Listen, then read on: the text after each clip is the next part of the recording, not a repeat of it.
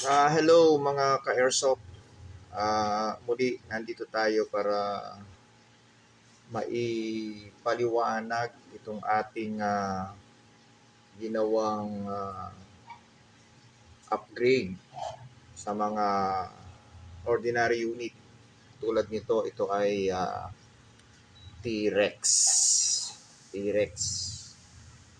WE T-Rex. No? So, itong kanyang blowback housing at saka itong kanyang nozzle stock, no? Tulad ng dati, i-reveal lang natin kung paano ko siya ginawa para maging speed kit o maging short stroke itong unit, no? Kasi sa competition kasi sa atin medyo malaki yung advantage kapag naka speed kit tayo, no? Ang stock ng blowback housing kapag ito ay wala pang anuman upgrade o ginalaw, wala pa tayong ginalaw.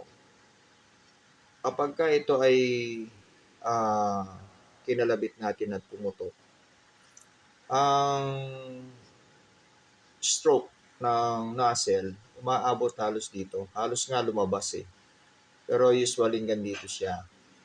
Yan, sa lugar na yan. So napakahaba mula dito hanggang dito, no? So ang mangyayari, masyadong nasisyak yung ating unit.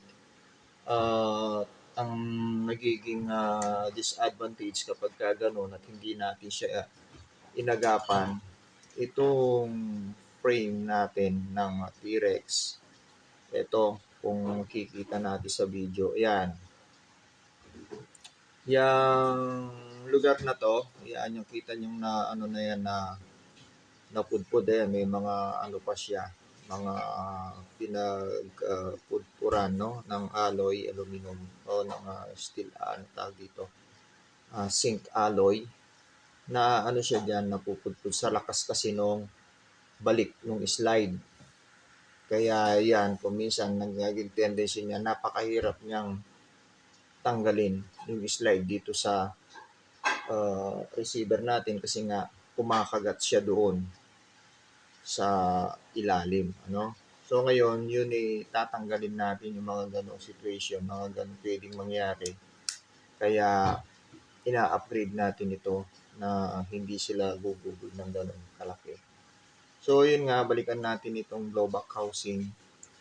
Ito kasi kapag pumutok talaga yan, maabot hanggang dito. At yun nga, kapag ang ginawa naman natin, pinalakas naman natin yung spring dito, naglagay tayo ng mataas na percent ng spring.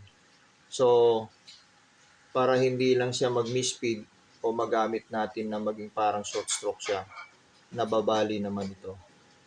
Ito natatanggal siya, napuputol. So, hindi pwede. Napalakasin yung spring. Siguro hanggang 140 lang tayo dito, no? So, pag na-upgrade na natin ito, ang inilalagay ko na yung 300 na lagi kong binabanggit sa inyo yung 300%. So, ngayon, paano ko ba ginawa ito para ito ay umigsi samantalang itong nozzle ay hindi naman siya short stroke? Kung makikita natin, ang short stroke kasi meron siya hanggang dito yan at bumabangga doon sa slide. Pero ito, stuck siya at walang mabibiling short stroke, sabi ko nga, ng AW o WA.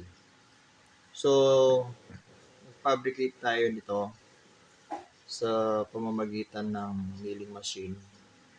Ito yung inilalagay natin sa blowback housing, no? Tulad halimbawa ito, isusuot lang natin dito yan. Ayan. Susuot natin dito yan tapos tsaka natin ilalagay. So pagka nakalagay na yan, ang mangyayari ngayon, yung stroke nitong nozzle, iiksi na yan. Ayan na lang siya. Ayan na lang. No? Ayan. Okay? Actually, pwede pang paliitin ito. Pag pinaliit pa natin ito, kahit wala ka ng nozzle spring, aandar siya Alang ang magiging problema natin pagka tinanggalan natin ang nozzle spring at pinaliit pa natin yung stroke, baka hindi na siya mag-penetrate sa board, no? Yun ang disadvantage naman nun kapag wala na siyang nozzle spring. Dahil hihina yung kanyang FPS, ano? Yung beat per seconds. So yun, umiksi siya sa pamamagitan nitong inilagay natin na to.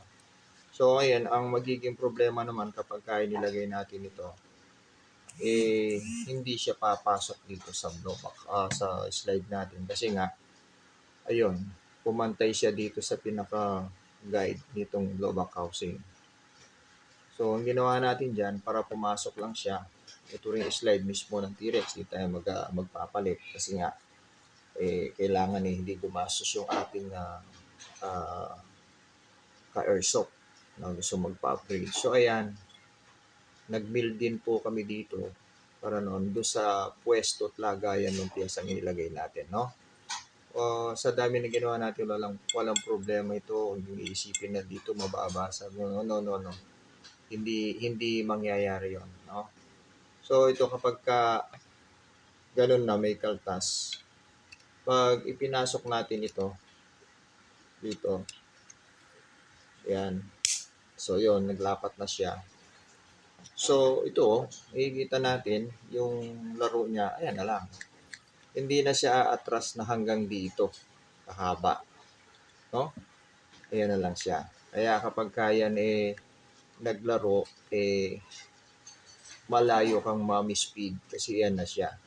Yung stock kasi, itong nguso nitong nozzle, umaabot siya hanggang dito. Kaya kung minsan pag kinagat siya ng half rubber, yung backing, ano yan maiiwan pa nga siya hanggang dito bago siya bumalik dito. Lumalabas ng gusto.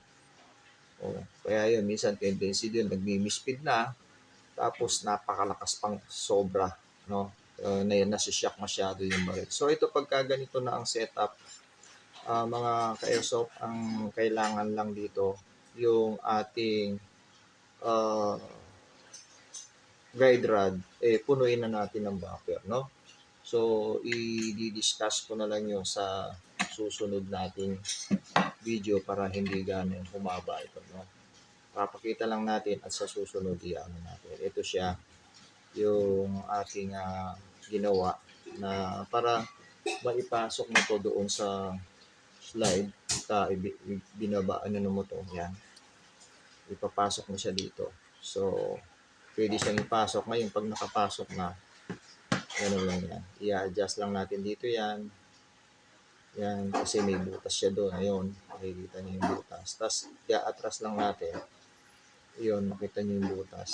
Saka ilalagay yung pin at may lock siya. Napakita ko na rin sa mga unang video to. So, yung gatla, ayun yung gatla. Tapat lang natin doon, tapos ibababa natin ulit. So, pag nandito na yung pin, ito na siya. No? Susunod na video, ipakita namin sa inyo at i-assemble natin ito. No? Shoutout pala kay Sir Daniel Cruz. Sa kanya, itong unit na ito, yung taga Pampanga, yung sa Team Pops. Actually, sir, tapos na to. Ginawan ko lang siya ng video. Bubuuin lang na lang natin siya. Okay? Thank you.